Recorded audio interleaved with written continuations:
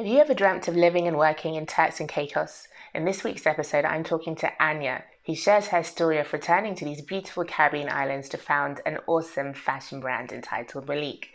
We talk about the ins and outs of setting up a business in the Caribbean, how she dismantled her setup in London to make it work overseas, and really why Turks and Caicos is such a magical place that's more than just five-star hotels and yachts and that sort of thing, but actually a place where real people live and people like her who are really committed to making an impact on that island.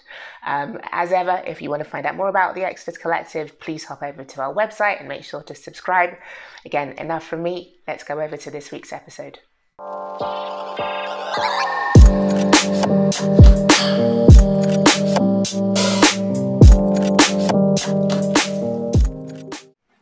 Okay, so on the line today, I have Anya, the founder of an amazing bag line called Willique. Anya, where in the world are you today?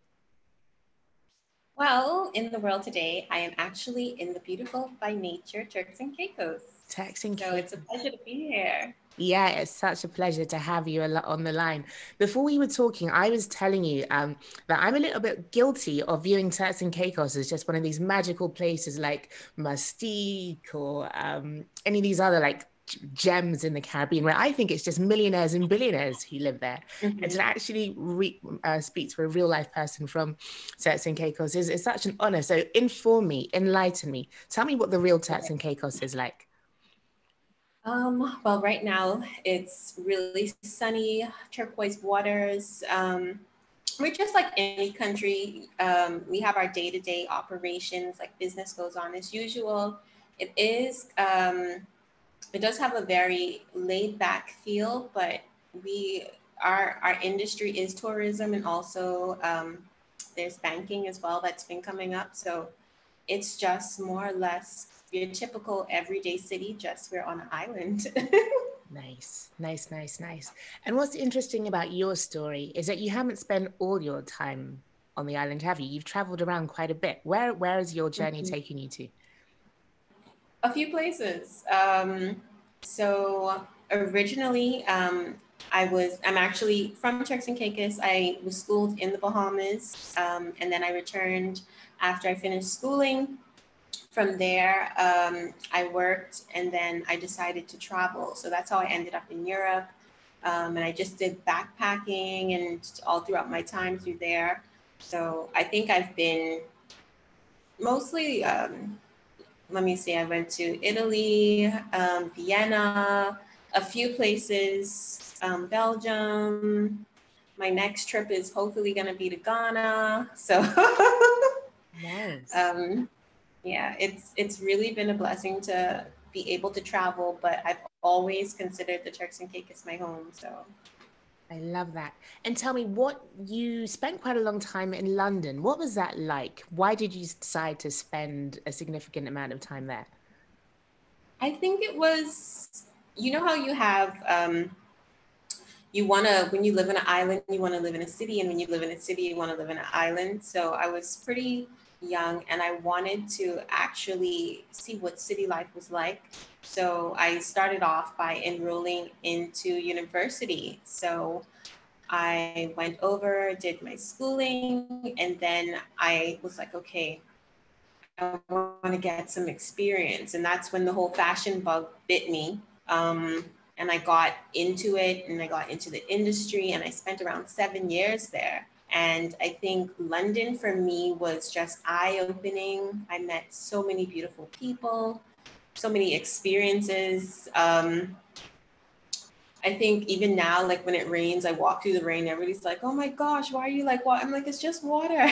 And here it's like your whole day will stop if it rains. Mm-hmm. So I've just had so much life experiences there that really developed me as a person in London. And that was just beautiful. Yeah, interesting. So I have a background in fashion as well, but I spent more time in Milan. I would love to. How did you adapt to that? How did you navigate through it? Because it can be a little bit intense at times. It was intense. I think my first year, it was like, oh my gosh, do I really want to do this? I think it wasn't really the narrative that people painted of it being so in your face or cutthroat, but I had really good friends who actually was in the industry as well. So that gave me a lot of insight. I think, yeah, my first year, it all kind of just fell into sync. So my dad was actually my driving force. So when I started designing, he was just like, oh, just take it out and about and just wear it. And this lady saw me in Soho and she's like, oh, I love your bag. And I was like, oh, I made it. And she's like, you should do Fashion Week. And I was like, oh, yeah, lady, okay. And it took a life of its own. And I ended up doing a short stint in one of the off runways in London Fashion Week. So it Wow. propelled from there.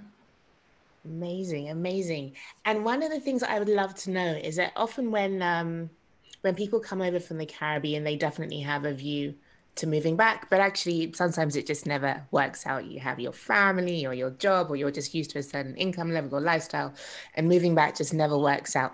What was your plan? Did you always plan to move back, or how did that work for you? I always had a plan to move back, and I totally understand the whole concept of, you have your plan, but you might want to stay. But I think for me, it was, well, my sister was there in London with me, and she was first to move, and it was just me. And I was thinking, I was like, should I stay or should I go? And I kind of realized, I I had taken what I had learned from London, and I thought to myself, you had your plan and stick to it. And pretty much, that my time in London was what it was. So I decided to carry my journey onwards home. So that's Yes, where I am.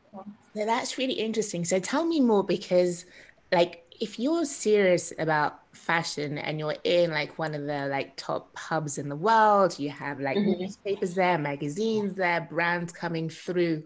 What was it about home that was pulling you back? What was it about where you came from that made you think, "Do you know what, for all that this has to offer, I'm actually going to be somewhere else"?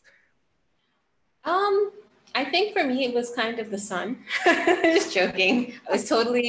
I was over the cold. It was getting in my bones, and every year I found myself coming back and pretty much just wanting to spend January and February here. Um, Actually, I think for me, what really pulled me here was I wanted this to be my base. So I knew I could always come back home. I could always travel and explore the world. London isn't going anywhere. I mean, it's always growing and developing. And Turks and Caicos is a totally new developing country. And I wanted to assist with that development, especially in the fashion side of things. And that's where I decided, okay, let me go home, set up my atelier, and basically produce from there. So I wanted to basically kind of come back home and make this my hub, but knowing that the world was still my oyster. Absolutely, the best of all worlds, not just both worlds, but all. That sounds amazing. Yeah. So tell me more about the brand. Explain to people what it's about and to what extent is its Caribbeanness woven Okay. through it. Okay, so Willique is actually a sustainable handbag line, influenced a lot by my Caribbean heritage. So you'll see a lot of tropical or paintings, tropical themes, paintings, maybe straw work. Um, I try to also put the element of sustainability inside of it in regards to, just making people aware of that side of the industry as well. Um, the brand started off in 2016. So I spent my first years in London developing it and just, you know, trying to show how the Caribbean has so many talents in itself when it came to the fashion industry. Um, right now, I'm actually in the works of my newest collection. So this will be my first ever launch here in Turks and Caicos. So I'm a little bit nervous. Wow. But it is a luxury heritage brand that I want to pretty much just share with the world. Everything is handmade, and at the moment, we are currently looking to expand into textiles soon. So that's something that's coming up. Gosh, that's so exciting, so exciting. And so tell me more about the scene in Turks and Caicos. Are there other fashion brands on the island? Like what's the creative scene like there? The creative scene. So I actually live in Grand Turk. It's a little bit smaller. There is a hub of creatives. In regards to fashion, you do have I have great friends that make jewelry that they might make have own swim line, their own swimwear line. So it really has grown and developed since I left, and it's great to able to collaborate and work with these people, especially in the same arena. So it's kind of like, oh my gosh, you're doing this. So me coming back home, it just kind of felt so natural, and to actually say, okay, now the industry of fashion is developing and growing. It's great to have that community here. Yeah, absolutely. It sounds so full of potential. One of the other things I'm Yeah. curious about is knowing that you were going to be moving back, what sort of strategies did you put in place, or how did you have to structure your business so that you could be based in somewhere that's potentially not easy to access if it comes to like next day shipping or collaborating with Mhm. someone in a different time zone? How did you build that into the way that the business is structured and how you operate?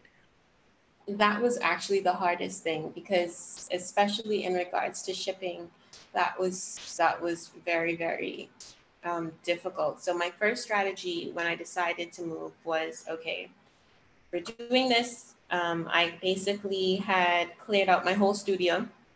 I had to sell most of my items because, shipping, I can't take everything with me because that will cost an arm and a leg. So I had to start from scratch. So I basically, everything that I had and I owned, all of my materials, I had to sell it off or I gave it away. And then from there, I made my plan as to, okay, what's the timeline in which I want to be able to start the brand again? So I actually, before I had left, I just started producing and I said, okay, these are what I will take with me. And that gave me time enough to set up my atelier and basically um, kind of regain the momentum of producing again. The tricky part was the shipping, Mm. because I was so used to Royal Mail. Yeah. um, but I do let clients know what options there are for shipping and certain carriers before, if they want to order. Um, that was one of the hardest things that I had to get a grasp of. But so far, it's been an easy transition, very detailed planning as to how to restart, especially when I was about, yeah, 3 years in. So I was at the peak, and relocating basically kind of had changed my momentum, but we're getting back to it. It feels like such a bold and brave decision to restart. But from the It smile on your was. face, I can tell that Yeah. that's what you were meant to do. Yeah. I feel that it was the right move. Yeah, absolutely, absolutely. And you also mentioned that you're not the only one, that there are other people who are returning to Turks and Caicos. Is that definitely something that Mhm. you've noticed? When did that shift start to happen? I noticed the shift, oh, maybe 2018. So, like I said, there was a community of us who would keep in contact, and I just kind of noticed. It was like, hey, have you heard from so and so? And they'd be like, they went back home, and I was like, oh, okay. Um, so I think that shift around 2018, 19, I did see a lot of my peers start to come back home, and um, I felt as though, okay, I'm not the only one that had the feeling to, return. So that was kind of more or less, I guess, that shift going into it Yeah. around that time.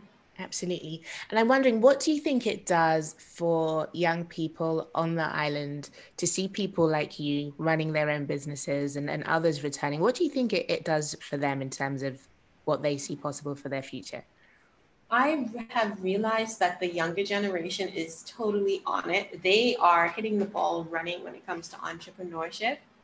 And I was just like, wow, it took me so many years to build up the courage, but they are on it. I mean, a few of them might want to go out and explore, but we have some great young entrepreneurs that are, they are doing their own. I think, what did I see? I saw a t-shirt line the other day, and I was like, wow, the design on this is amazing. And they are just taking it and running and, being fearless with it.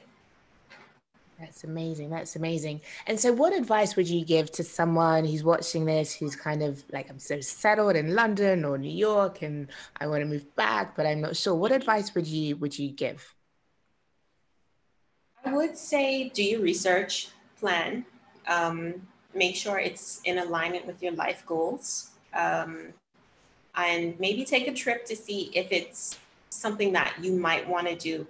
Your time that you would have spent abroad, things change. So it's good to kind of get a feel of the environment again to see if that's where you want to be. Because sometimes we have fixated in our minds what the past, maybe like, oh, I want to go back home and this is how things were. But things do change. So make a plan. Save towards it would be great. Start looking for a job in advance. I know a few friends who basically were relocating and they looked months in advance for a job before actually coming back. So that's a great start. And yeah, just make sure it's in alignment with your life goals and just make sure that, it's something that you're going to be fully committed to, because it was quite challenging. Yeah, I can imagine. I can imagine. And for those thinking about starting up a business, is there any specifics that you can advise on? Okay. It's just generally starting a business, or Starting the business in the Caribbean, if you run a business overseas and are looking to do it in the Caribbean, I'm imagining having a more flexible understanding of like deadlines and things taking longer. But is there anything else yeah. that you might advise? Okay. Well, like for me, I knew with my business, I was going to take the same model back. So if that's the case, look to see if your business can fit into the need of the Caribbean, or, kind of see where it fits in. Sometimes it does take longer to get things done, but I've noticed that there's been an increase in productivity. The whole island time, what everybody says, it did kind of, for me, it was an easy process, registration and, doing the whole getting the business license, things like that. Check with the revenue department would be the best thing to do before starting. And making sure that you're not just starting a business, but seeing if it meets the need, because where in London, there's so much more people and so much more demand. Coming to the Caribbean, it's a little bit more dense. So something to think about. Absolutely, absolutely. So exciting. So if people want to find out more about you and your designs, where is the best place for them to head? Well, I would say the first place to go would be Instagram and my website also.